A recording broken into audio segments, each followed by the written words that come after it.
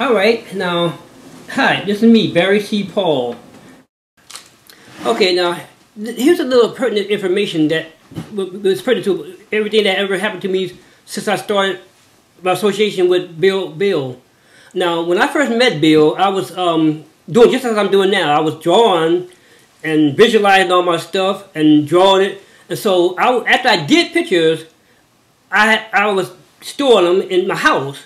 But one year, I work at the racetrack with horses every once in a while. I used to help this lady, and she used to help me get my license and stuff. So, in order to get my license, I would help her. So, one year, she wanted me to go down to Los Angeles for a few months.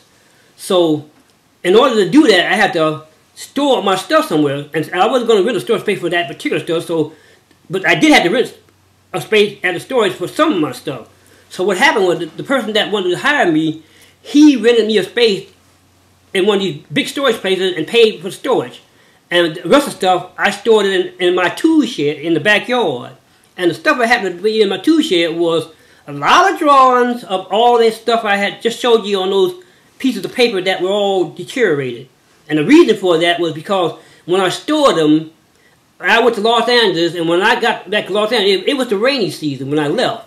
So when I got back, horror to horror, there was a great big tree in the backyard with a great big branch that hung right over my shed. I didn't think much of it when I left because it's a great big branch that's been there ever since I can remember. So I never really thought that when I got back I was going to find this disaster. But when I got back from Los Angeles, it turned out that tree branch finally cracked and broke off and landed right on top of my shed and crushed it in.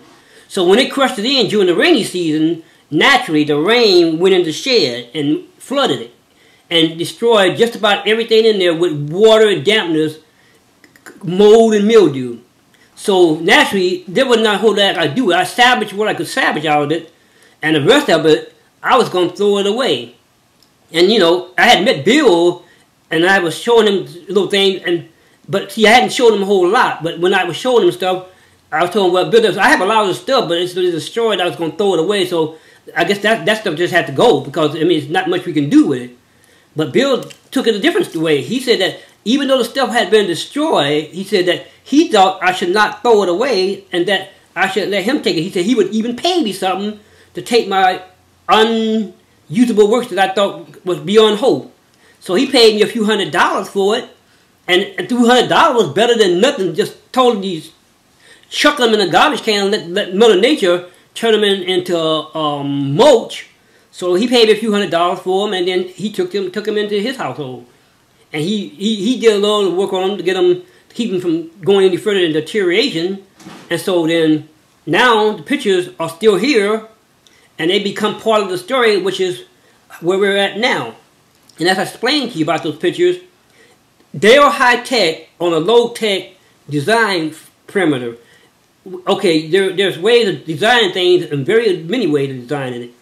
When you first designed a computer, in our first primitive days, they were, like I said, they were big reels, tubes, cathodes, and no real hard drive to speak of. It was stored right there on tapes and cards, put the card in it, and they used X's and O's, which was binary, to turn the information into basic information, which is what the computer did.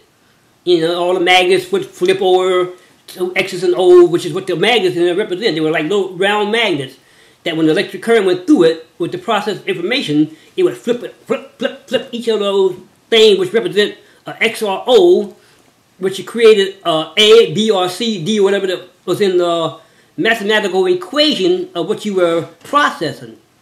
And then it would turn it back into a language, a human language, which a person reading it could read. Because you couldn't read a binary tape. If you wrote binary letters and you gave it to your basic friend, he'd say, "What the hell? You been drunk or something? What you giving me X's and O's for? What is that? Is it rated X or what?" And he wouldn't know what to make of that. I mean, I can write you down if you want.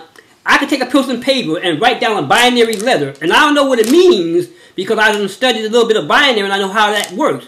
Okay, like if you want A is the first letter of the alphabet, and if you're going binary, you would put 0, 0, and then you would put an X representing the first. Or you put 0X representing 8. The X represents the letter. So the 0 in front of it represents the space telling you how many points of the reference that letter is going. If you say 9, 0, 0, 0, 9, and you put an X, representing the letter itself. Okay, so if I wrote out Barry Paul, Barry B would be A, B, C would be 3. But 3 O's and an X, that represents B. 1 O and an X represents A. And so on and so on and so on. Okay, so that would be my name if I put it all in that sequence. And there's another way of doing it. I could take letters, just plain numbers, and I could say 12. I could say 1, 2 dash. I'd say 1 dash 2 dash, and whatever the number R represents, put dash then R and so, and that would be my name. But it would be only numbers of the Roman of the numeral persuasion, or the binary persuasion. There's all kind of ways of doing that. So anyway, computers back there were binary. The computers down here, then they came up with basic, and now they got today's computer, which is a combination of the both of them. So when it prints it out in just plain words. Now my first computer was called a Radio Shack computer, and it used basic. Basic means if you wanted the load, you put C load, which was C-L-O-A-D. The C represented the computer. It told the computer to load whatever you happen to be typing in there. Once you typed it in there and you put C load in the cursor place, it would load whatever you had put. If you put a mathematical equation, it would load that mathematical equation. And if you told the store, you would put S-T-O-R-E, which meant C, computer store. So that's what it would do.